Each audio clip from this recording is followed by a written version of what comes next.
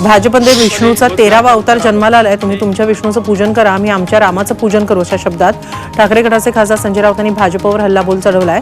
दिल्लीत राज्यात सगळीकडे रावण आहेत. आजचा रावण अजिंक्य आहे असं वाटत आहे, पण तो रावणही अजिंक्य नव्हता आणि हा देखील नाही, असा टोलाही राऊतांनी लगावला.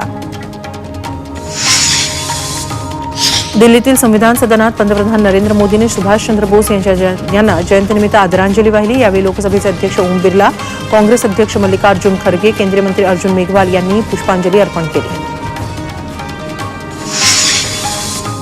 गोविंदगिरी महाराजांनी केलेल्या वादग्रस्त विधानामुळे वाद होण्याची शक्यता आहे. छत्रपती शिवाजी महाराज संन्यास घेणार होते असं वादग्रस्त विधान गोविंदगिरींनी केलं होतं. मात्र महाराज संन्यास घेणाऱ्यांच्या विरोधात होते याचे पुरावे असल्यानं गोविंदगिरी धादांत खोटा इतिहास सांगत असल्याचा आरोप इतिहास संशोधक इंद्रजित सावंत यांनी केला आहे.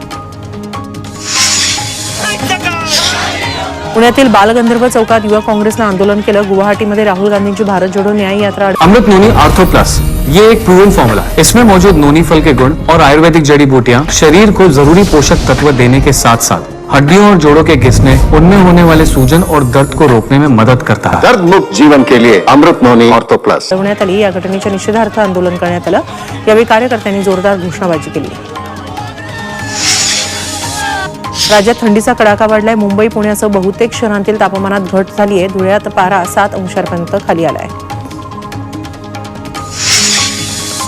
नागपूरसह पूर्व विदर्भात सकाळपासून ढगाळ वातावरण होतं. काही ठिकाणी पावसाच्या हलक्या सरी कोसळल्या.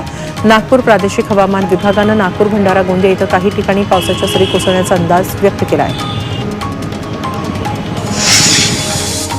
कोल्हापुरात पारा घसरला. सकाळी संपूर्ण शहर धुक्यात हरवल्याचं दिसून आलं. अनेक ठिकाणी धुक्यामुळे वाहन चालकांना कसरत करत वाट काढावी लागली.